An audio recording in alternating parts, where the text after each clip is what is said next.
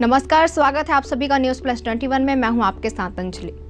आमिर खान की फिल्म दंगल में बबीता का रोल करने वाली एक्टर सुहानी भटनागर की महज 19 साल की उम्र में डर्मेटोमायोसाइटिस नाम की बीमारी से मौत हो गई। आपको बता दें कि पढ़ाई कर रही सुहानी दुर्लभ बीमारी कहे जाने वाली डर्मेटोमायोसाइटिस से पीड़ित थी और 7 फरवरी को इसी बीमारी के चलते उनको एम्स में एडमिट करवाया गया था।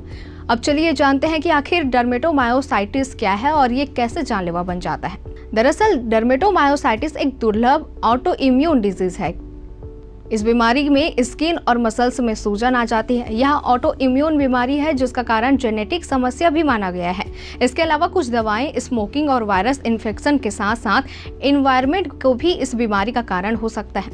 वहीं इस बीमारी पर शरीर के प्रतिरोधक क्षमता अलग तरीके से रिएक्ट करती है और जब बीमारी हावी होती है तो शरीर का इम्यून सिस्टम कमजोर हो जाता है और इसी के चलते वो बीमारियों से लड़ने में असहाय हो जाता है।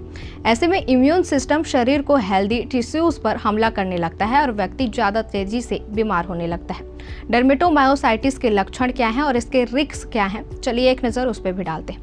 इस बीमारी में स्किन पर चकत्ते और रैशेस हो जाते हैं और मसल्स इतनी कमजोर हो जाती है कि उनमें दर्द होने लगता है। इस बीमारी में आंखों के आसपास त्वचा पर चकत्ते भरी हो जाती हैं और धीरे धीरे मरीज की स्किन का रंग गहरा होने लगता है।